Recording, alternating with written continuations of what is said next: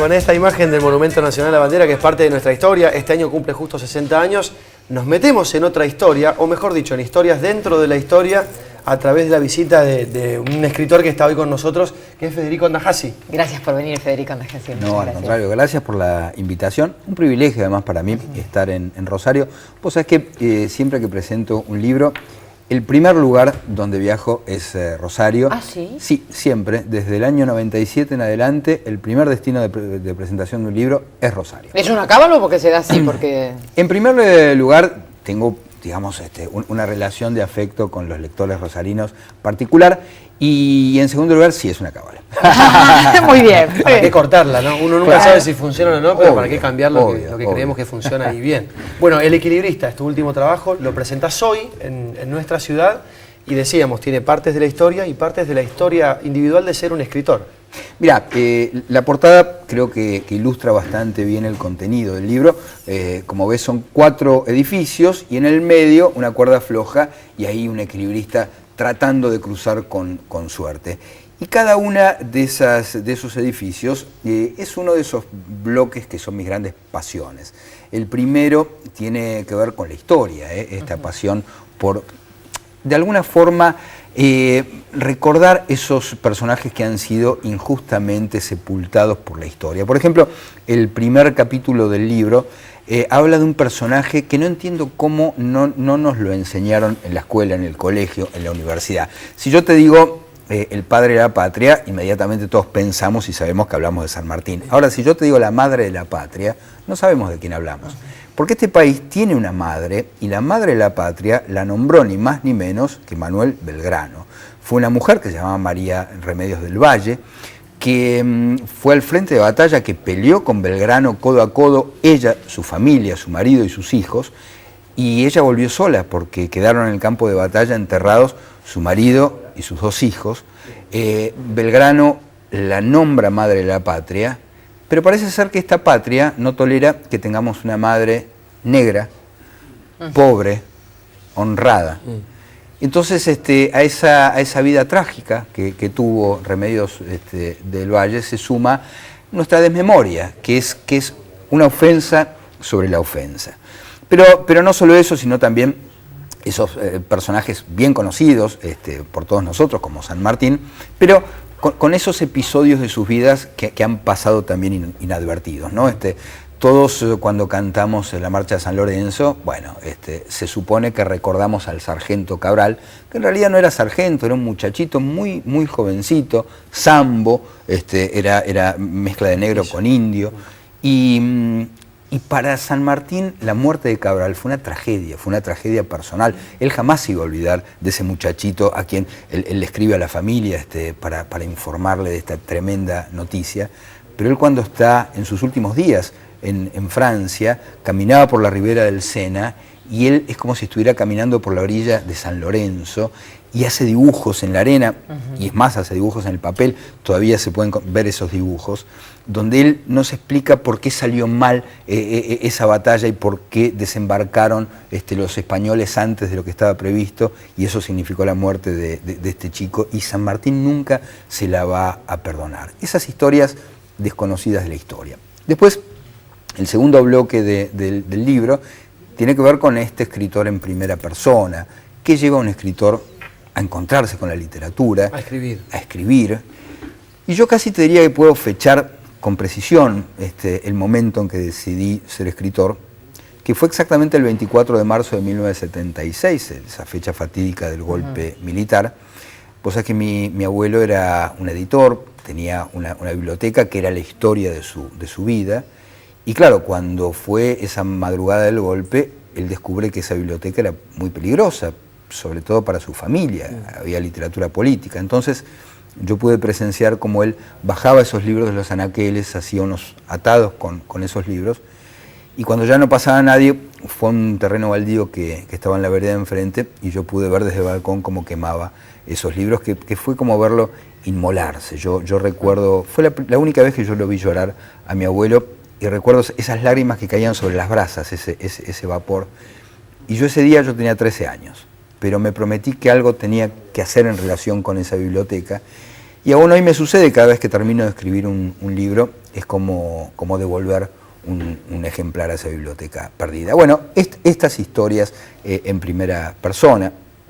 Después está el psicólogo. Yo me reencontré con mi profesión de psicólogo hace poco tiempo, y están estas consultas que cada tanto hacen los pacientes o los oyentes de radio, y entonces, bueno, es tratar de preguntarse por estas cosas, no solamente que tienen que ver con la psicopatología, sino con esto que es nuestra vida cotidiana, el amor, el desamor, cómo confrontamos, digamos, con las adicciones, que uno dice adicciones y cree que las adicciones son esas grandes adicciones, las drogas, el alcohol. No, las adicciones son pequeños actos cotidianos que no podemos dejar de hacer, que puede ser el consumo de repente. Esa gente que no sabe que es adicta, y sí, la verdad que es adicta al consumo, o es adicta al dinero, o es adicta al poder. Sí. Entonces, ese es el tercer bloque. Y por último, lo que a mí más me divierte, que es el sátiro político. Yo creo, mira, que este país, la única forma que tiene de confrontar, de afrontar, de entender la política, es desde el humor y desde la sátira. Porque además, viste que los políticos están hechos de otro material, pareciera ser que no les entran las balas, que están hechos de amianto. Piedra, amianto, va cambiando, ¿no? ¿Viste? Aleación. Pero hay algo que es como la kriptonita verde de los políticos, que es el humor. No soportan el humor. Entonces, vos fíjate que cualquier cosa pueden soportar, pero siempre que sale algo en relación al humor, ahí es cuando ves que pierden el eje, pierden el equilibrio. Están desarmados.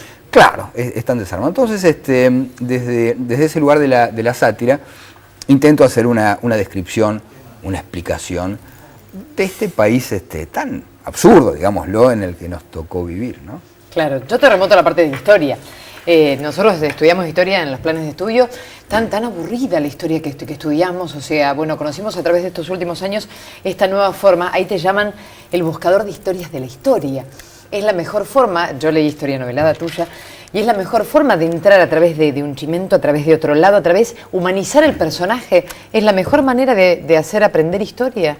Totalmente, mira, el otro día me tocó compartir una mesa, un almuerzo, con Yanira Latorre, justamente, además compañera de radio, que le tengo muchísimo afecto por otra parte, y lo que yo le decía, claro, no sabíamos que le iba a tocar ser protagonista de una historia, pero es que hay cierto menosprecio por los periodistas del espectáculo, y en realidad son nuestros cronistas vivos, quiero decir, la historia que vamos a conocer mañana, en alguna medida la escriban los cronistas del espectáculo, y eso que parece intrascendente o superficial, no lo es. Quiero decir, supimos algunos capítulos de la vida de Scioli, por ejemplo, que no son de la vida privada, son de la vida pública, porque implican ciertos pronunciamientos políticos. Bueno, recordemos que Scioli se pronunció en relación al aborto de determinada manera, y después, bueno, en su vida privada terminó... Hizo otra cosa. Claro. Al contrario, ¿no? Entonces es muy difícil establecer ese límite entre lo privado y lo público. Bueno, lo que pasa es que requiere reconocer la hipocresía que existe, ¿no?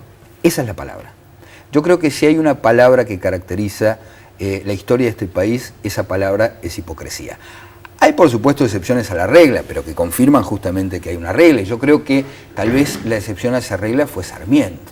Sarmiento es un personaje fantástico, del cual yo hablo muchísimo en mis libros, pero era un tipo honesto y era un tipo sincero. Vos sabés que, por ejemplo, cuando el gobierno de Chile, él estaba exiliado en Chile, lo envía a Europa para hacer un relevamiento de las nuevas técnicas pedagógicas, el tipo viaja, hace un estudio fenomenal, vuelve a Chile y presenta su liquidación de gastos como corresponde.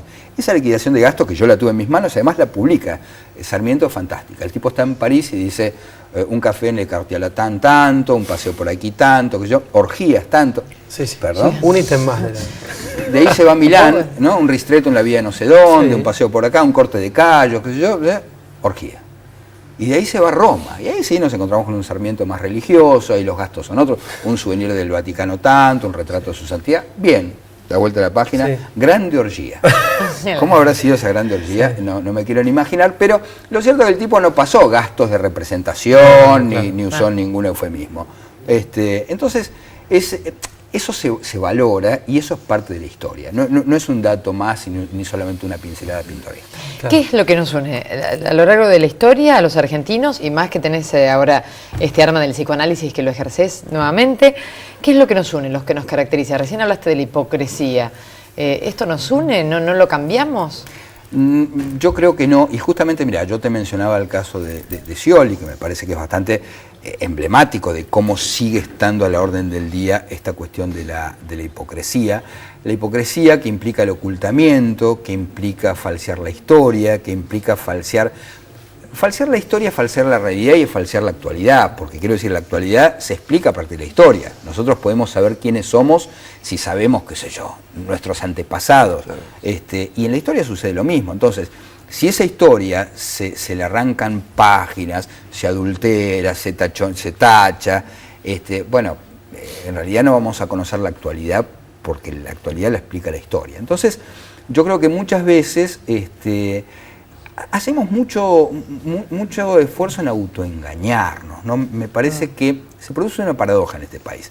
Y esto uno lo nota cuando revisa un poco la historia. Personajes que han sido fundamentales, que han sido importantísimos, que han sido los que construyeron este país, por alguna paradójica razón, o son olvidados, o son difamados, o son menospreciados. Y personajes que han destruido este país, también por una razón paradójica, terminan siendo elevados en un pedestal de mármol. Curioso. Y ya que lo mencionás, toda esta descripción que hacías me remitía a la cuestión de la grieta, la manipulación de datos históricos, obviamente con una intencionalidad política clara, de influir sobre el presente también. Todo esto, ¿no?, que estamos atravesando, ¿es consciente? ¿Es una expresión más de hipocresía?